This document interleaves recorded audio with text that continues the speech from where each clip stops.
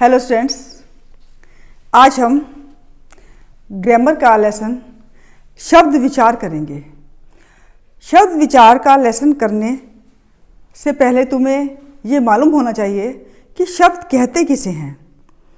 अगर डेफिनेशन आ जाए कि शब्द किसे कहा जाता है तो आप लिखोगे दो या दो से अधिक वर्णों का सार्थक मेल शब्द कहलाता है। जैसे गाय, हिरन, बाजार, विद्यार्थी। अब शब्दों का वर्गीकरण किस आधार पर हम कर सकते हैं? शब्दों का वर्गीकरण यानी काइंड्स ऑफ वर्ड्स किस आधार पर हम कर सकते हैं? ये चार प्रकार से हम कर सकते हैं, चार आधार के साथ कर सकते हैं। पहला है उत्पत्ति के आधार पर, दूसरा रचना के आधार पर, तीसरा अर्थ के आधार पर और चौथा प्रयोग के आधार पर। तो आज इस वीडियो में मैं आपको दो प्रकार से करवाऊंगी। पहला उत्पत्ति के आधार पर और दूसरा रचना के आधार पर। पहला हम करते हैं उत्पत्ति के आधार पर। उत्पत्ति के आधार पर शब्द को हम चार भागों में बांट सकते हैं। पहला है तत्सम, दूसरा तद्भव, तीसरा देशज, चौथा विदेशी। इसके चार पार्ट है, तत्सम, तद्भव, देशज और विदेशी। तत्सम क्या होता है? तत्सम संस्कृत वर्ड्स होते हैं। वे शब्द जो संस्कृत भाषा से मूल रूप में ज्यों के त्यों हिंदी में प्रयुक्त हुए हों या प्रचलित हुए हों, उसे हम तत्सम शब्द कहते हैं। कि इसका मतलब तत्सम का मतलब तत् में उसके, सम में समान, उसके समान, किसके? संस्कृत के समान। जैसे वर्ड हम संस्कृत में यूज़ करते हैं वही हम हिंदी में अगर यूज़ करते हैं तो उन वर्ड्स को हम तत्सम शब्द कहते हैं। जैसे अग्नि, घृत, दुग्ध, दधि, सूर्य, ये सब वर्ड्स जो है संस्कृत के ही हैं। हमारा इसका सेकंड पार्ट है तद्भव। तद्भव का मतलब संस्कृत वर्ड को थोड़ा सा हम चेंज कर दें, उसको इजी बना लें, उससे हम बोलते हैं तद्भव, यानी कि मॉडिफाइड संस्कृत वर्ड्स। ऐसे शब्द जो संस्कृत शब्दों के परिवर्तित रूप से हिंदी में प्रयुक्त होते हैं, उसका रूप थोड़ा सा बदल जाता है, उसे हम तद्भव शब्द कहते हैं। तद प्लस भव अर्थात उससे किसे? संस्कृत से उत्पन्न होने वाला, संस्कृत से जो उत्पन्न हुआ शब्द है उसको हम बोलते हैं तद्भव। ये कैसे? जैसे काम, घर, घी, दूध, दही, सूरज, चांद। अब मैंने पहले वाले तत्सम में आपको मैंने बताया था कि संस्कृत से as it is words use करते हैं। इसका एग्जाम्पल मैंने बताया था दुग्ध। अब दुग्ध क्या है? तत्सम। और दूध क्या बन गया? तद्भव, कि दुग्ध से ही दूध बना है, तो वो संस्कृत के वर्ड्स हैं और वो ये हिंदी में उससे थोड़ा चेंज हो गए हैं।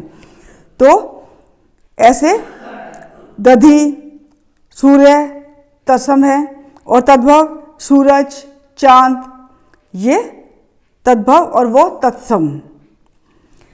थर्ड हमारा इसका पॉइंट है देशज। देशज मीन्स नेटिव वर्ड्स।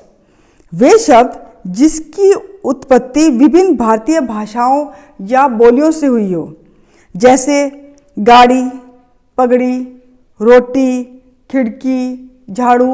ये कोई भी वर्ड जैसे हम गांव में भी कई बार अपने आप बना लेते हैं अपनी बोलियों में, जैसे चकला, बेलना, तवा, चिमटा, ये जितने भी वर्ड्स हैं ये देसी हैं, देसी वर्ड है, इसको हम देशज बोलते हैं, नेटिव वर्ड्स। अब कई जैसे हम बोल लेते हैं कोई चीज़ जैसे फटफट करते हुए जाते हैं, हम कह देते हैं ओ फटफटिया जा रहा है, तो ये फटफटिया जो वर्ड है ये क्या है? देसी शब्द है, ये है देशज। विदेशी फोर्थ इसका पॉइंट है वे शब्द जो अन्य विदेशी भाषाओं, अरबी, फारसी, तुर्की, अंग्रेजी, पुर्तगाली आदि से हिंदी में अगर आए हैं तो ऐसे शब्द हम विदेशी शब्द उन्हें हम कहते हैं। उदाहरण के लिए देखो डॉक्टर, दौलत, साबुन, जिंदगी, दुनिया, ये वर्ड्स जो है ये विदेशी भाषाओं से हमारे हिंदी में प्रयुक्त हुए हैं, इसे हम विदेशी शब्द कहते हैं। अब आपको समझ में आ गया होगा कि उत्पत्ति के आधार से हम शब्द को 4 भागों में बांटते हैं। पहला है तत्सम, दूसरा तद्भव, तीसरा देशज और चौथा विदेशी। अब हमारा सेकंड पार्ट है इसका कि रचना के आधार पर हम शब्द को कितने भागों में बांटते हैं। रचना के आधार पर हम शब्द को 3 भाग में बांटते हैं। पहला है रूढ़ शब्द, दूसरा यौगिक और तीसरा योग रूढ़। अब रूढ़ शब्द कौन से हैं?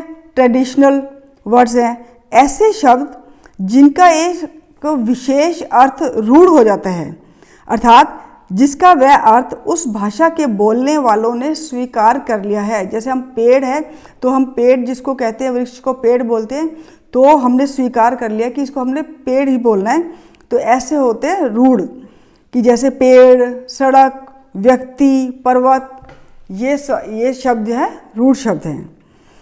दूसरा इसका पार्ट है यौगिक शब्द। यौगिक होता है कंबाइंड, यानी कि 2 शब्द को हम मिलाकर जब एक शब्द बना देते हैं, उसको कॉम्बिनेशन जो हो जाता है उसको हम बोलते हैं कंबाइंड वर्ड्स, यानी कि यौगिक शब्द।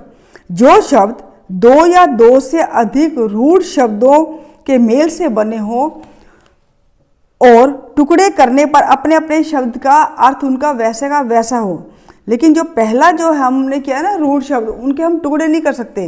जैसे पेड़ है, पे को अलग कर लो, ड़ को अलग कर लो, तो ड़ और पे का कोई भी मीनिंग नहीं बनता, तो वो होता है रूढ़।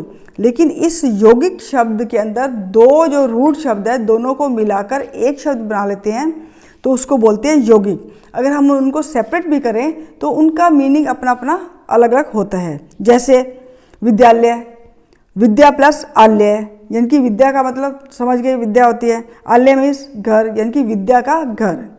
अगर हमने कहा है जन्मदिन, तो जन्म प्लस दिन, जन्म का अपना मीनिंग है, दिन का अपना मीनिंग है, तो दोनों इकट्ठे जब मिल जाते हैं तो क्या बन गया? जन्म का दिन।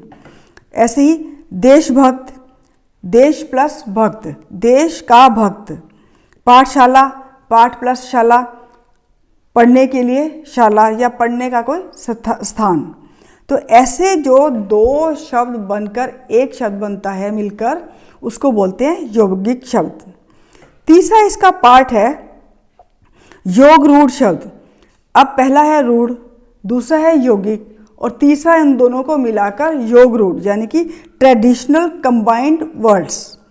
ऐसे शब्द जो 2 या 2 से अधिक शब्दों के मेल से तो बने हो, लेकिन वे शब्द अपना अपना अर्थ छोड़कर एक कोई तीसरा अर्थ बन जाता है, उसका कोई अन्य शब्द, अन्य कोई अर्थ बन जाता है, उसे हम बोलते हैं योग रूढ़ शब्द। अब जैसे एग्जाम्पल में हमने कहा नीलकंठ, वैसे तो ठीक है नील है जिसका मतलब जो कंठ है नीला, लेकिन नीलकंठ हम किसको कहते हैं? शिव जी को। तो ऐसे नील प्लस कंठ, यानी कि नीला जो है और कंठ है, इन्होंने अपना जो अर्थ है अलग सेपरेट कर दिया, इसको मिलाकर एक कोई नया शब्द बन गया, नया अर्थ बन गया, उसे बोलते हैं योग रूढ़ शब्द। जैसे चक्रधर, चक्र को धारण करने वाला कौन है? विष्णु, तो चक्रधर विष्णु के लिए प्रयुक्त हुआ है और नीलकंठ शिव जी के लिए। तो ऐसे जो शब्द हैं वो योग रूढ़ शब्द कहलाते हैं, ट्रेडिशनल कंबाइंड वर्ड्स कहलाए जाते हैं। अब सेकंड जो पार्ट है एक बार दोबारा सुन लो कि रचना के आधार पर हम शब्द को 3 भाग में बांटते हैं। पहला है रूढ़ शब्द, दूसरा यौगिक शब्द, तीसरा है योग रूढ़ शब्द। तो आज हम शब्द के जो आधार पर हम बांट रहे हैं शब्दों को, वो 2 प्रकार से हमने किए हैं। पहला है उत्पत्ति के आधार पर और दूसरा है रचना के आधार पर। बाकी तीसरा अर्थ के आधार पर और फोर्थ प्रयोग के आधार पर मैं आपको अपनी नेक्स्ट वीडियो में आपको समझाऊंगी। मुझे आशा है कि आपको ये दोनों पार्ट समझ में आ गए होंगे। अगर फिर भी आपको कोई इसमें डिफ़िकल्टी हो तो आप मेरे व्हाट्सएप पर मुझसे कॉन्टैक्ट कर सकते हैं। फ्रेंड्स, जब भी आप बाहर जाएं मास्क लगा कर जाएं और सोशल डिस्टेंस का ध्यान रखें। Thank you and have a nice day.